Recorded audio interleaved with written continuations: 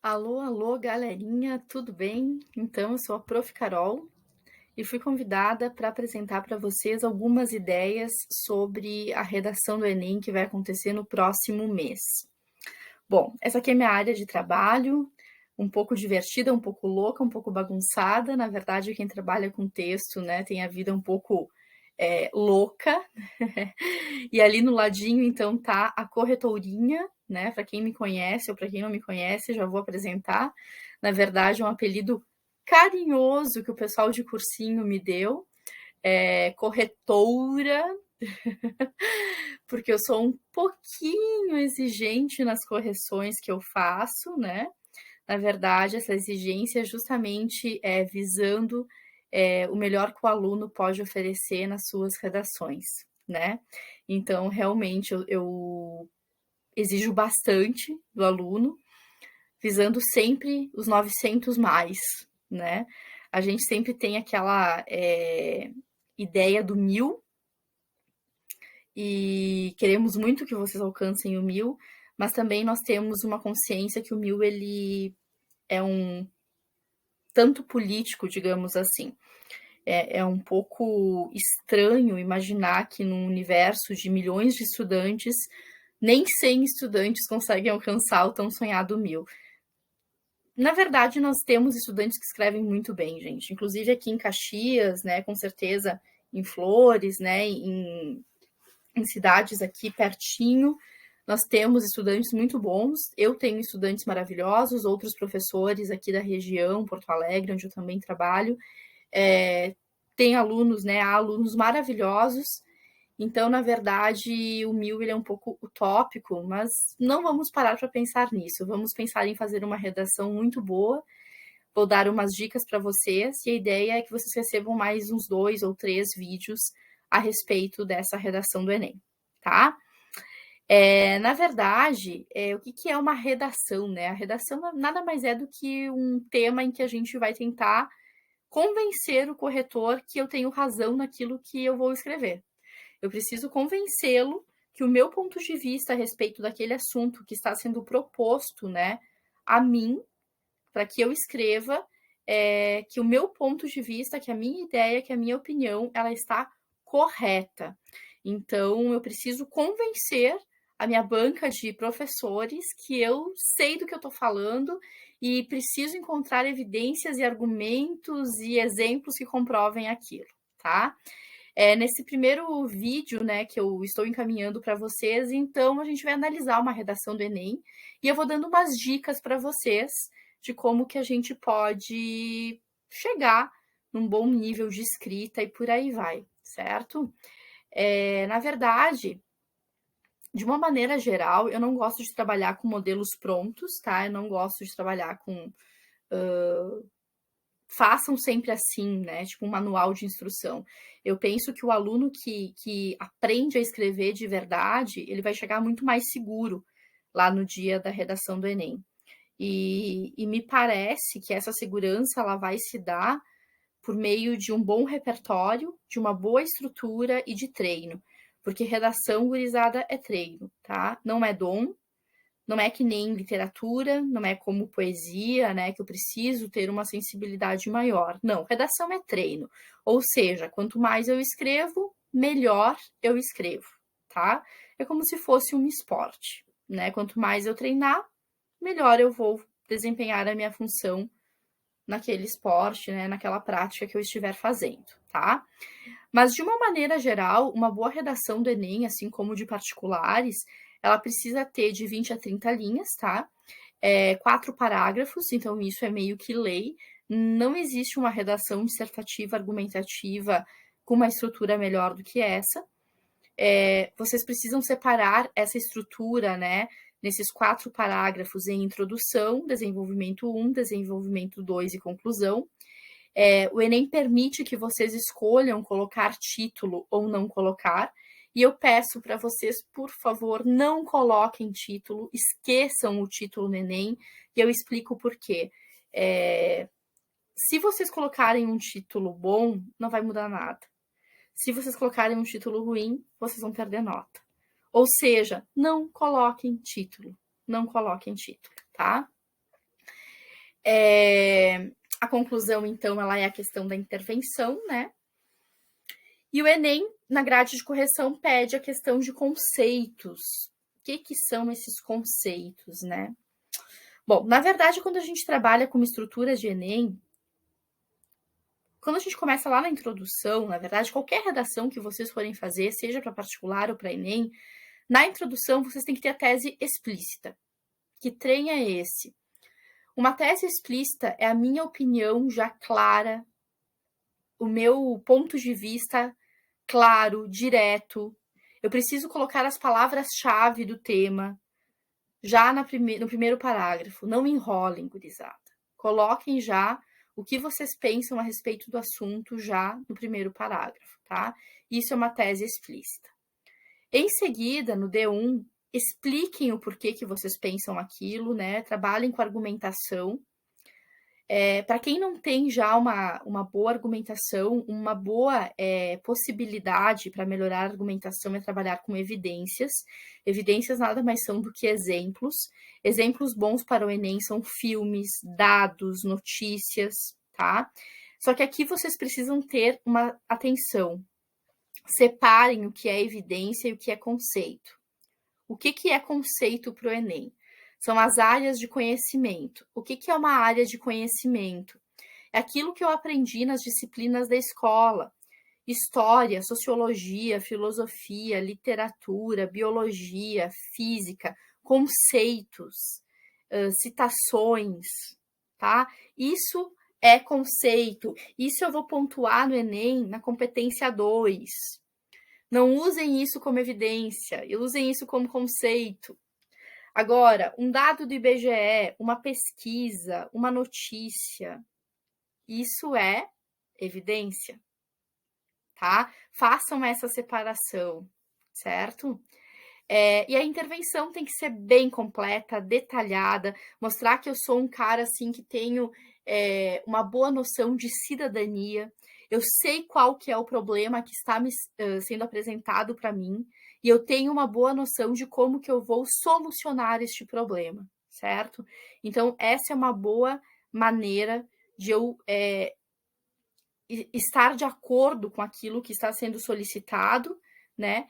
E intervir na redação com uma proposta de solução para a problemática, tá? Como que acontece a nota dessa redação do Enem que vale 1000, né? A redação do Enem ela é corrigida por competências, então são 5 competências de 0 a 200 pontos, cada competência vale 40 em todas, competência 1, 2, 3, 4, 5, tá? E como que funciona mais ou menos isso? Então, a competência 1, ela vai verificar qual é o nível linguístico de vocês em relação à gramática, se vocês têm um bom nível de pontuação, sintaxe, conjugação verbal, a parte gramatical da coisa, né? Se vocês. E até 2 desvios, até 2 errinhos gramaticais, vocês não são descontados. Mas essa competência é bem difícil gabaritar, tá? Porque a gente sempre acaba esquecendo uma vírgula, uma concordância errada, um acento, né? Uma palavrinha escrita de maneira incorreta. Então, essa competência tem que ter muita atenção para né, não passar dos 2 desvios permitidos, tá? A competência 2 é essa relacionada às áreas do conhecimento, porque o Enem quer verificar como que vocês conseguem relacionar o assunto que está sendo proposto, né, para que vocês escrevam, com tudo que vocês aprenderam nas cadeiras escolares, né, durante os anos que vocês ficaram na escola. Como que eu consigo relacionar esse tema com a área da história? Como que eu consigo relacionar com literatura, com sociologia e por aí vai? Competência 3 é como que eu argumento e trago os dados, as evidências para comprovar aquilo. Competência 4 é a coesão do meu texto. Se não é um texto truncado, aquele texto que flui, né? Aquela coisa é um texto bom de ler, não é aquele texto que eu preciso ficar voltando porque eu não entendo, tá? E a competência 5 é a tal, então, da intervenção.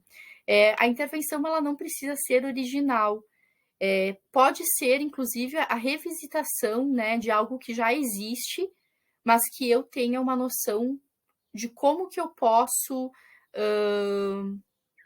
trabalhar em cima daquilo visando uma melhora, né, daquela política pública, daquela lei, daquela fiscalização, enfim, tá? É o meu exercício de cidadania, né? E aqui eu preciso ter os elementos. Então, quem vai propor algo, quem é o agente, o que vai propor, que é a ação, como que vai fazer, que é o modo, com qual objetivo, que é a finalidade, e eu preciso escolher um desses elementos e detalhar, porque essa intervenção ela precisa ser muito detalhada, tem que ser bem específica. Não tenham medo de colocar detalhes, tá? E até há uns 2 anos, né, o Enem ele pedia mais do que uma intervenção, mais do que um agente. Hoje, um agente bem detalhado, né, com todos esses elementos que eu coloquei aqui para vocês, já está de bom tamanho, tá? O Enem ele já está aceitando apenas um, desde que seja bem completinho. Vamos ver como é que isso acontece, então, né, com uma redação bem feita. No último ano, que na verdade a redação foi feita em janeiro, né? O Enem todo foi feito em janeiro. O tema solicitado foi o estigma associado às doenças mentais na sociedade brasileira. Foi um tema gostoso de escrever, o pessoal gostou bastante, né? E eu trouxe para vocês uma redação considerada muito boa dessa edição do Enem. A pessoa que escreveu essa redação, ela começa dizendo o seguinte, ó.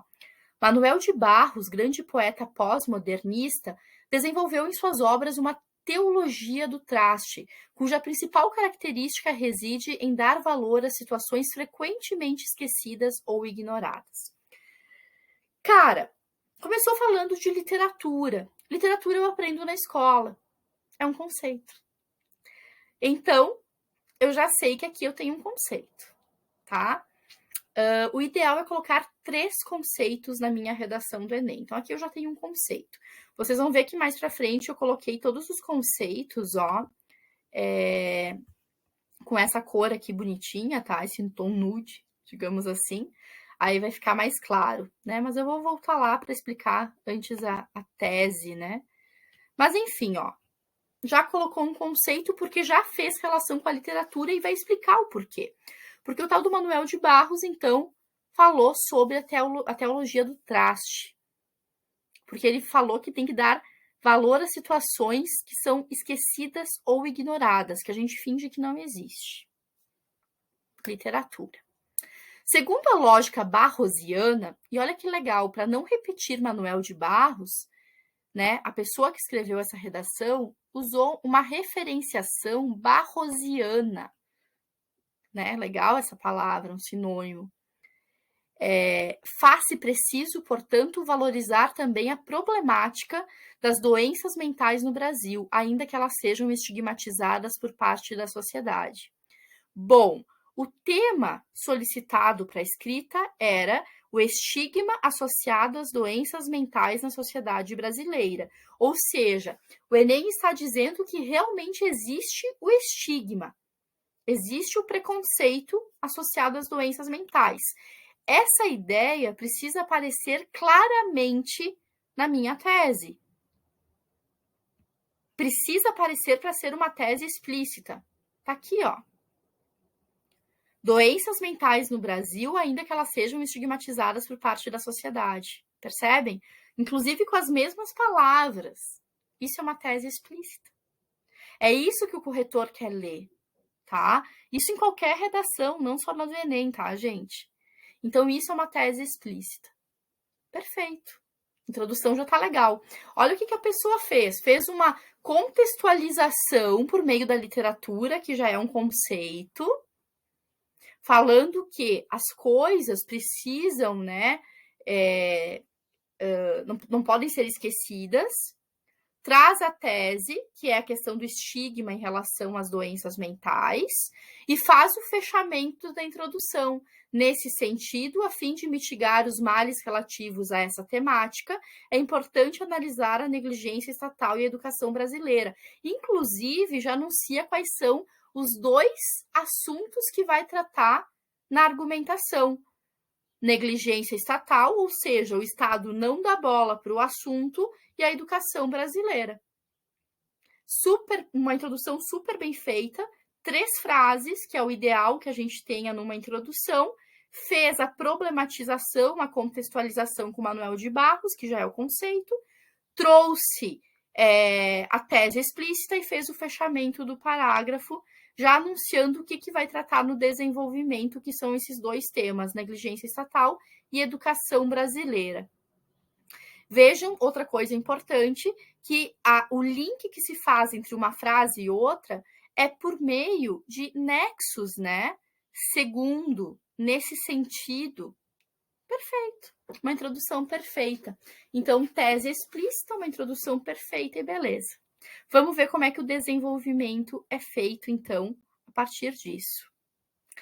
Primordialmente, o ideal é que a gente sempre comece com nexos, né? Os desenvolvimentos, os parágrafos do recheio da nossa redação. E é essencial que o D2, né, o desenvolvimento 2, comece também com nexo. Se vocês não fizerem isso, vocês perdem já 40 pontos na competência 4. Então, é essencial que sempre comece com nexo esse parágrafo terceiro, que é o D2.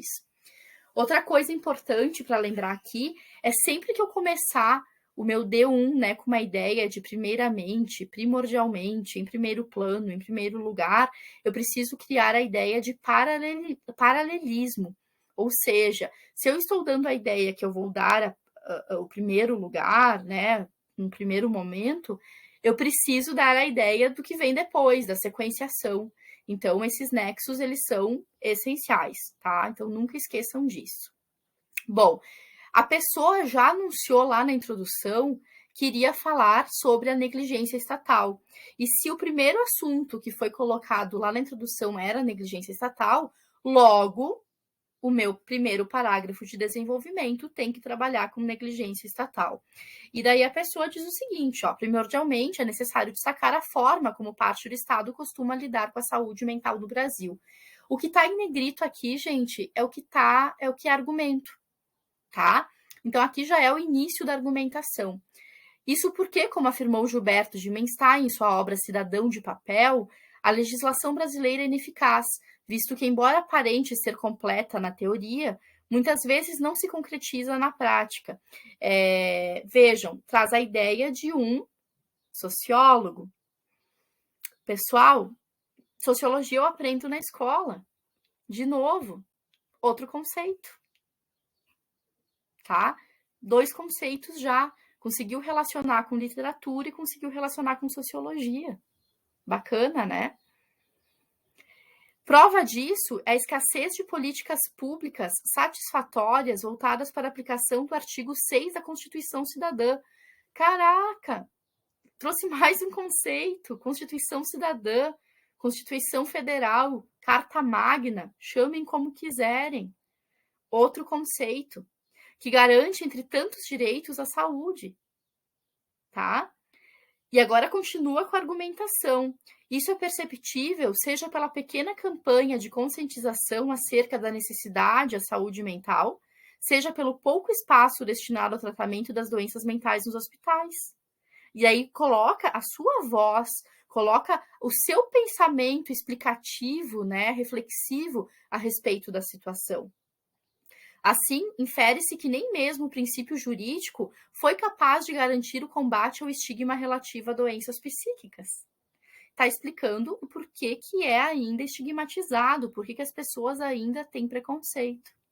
E explica em cima de conceitos, de coisas que se aprende na escola ou que se deveria aprender. Certo?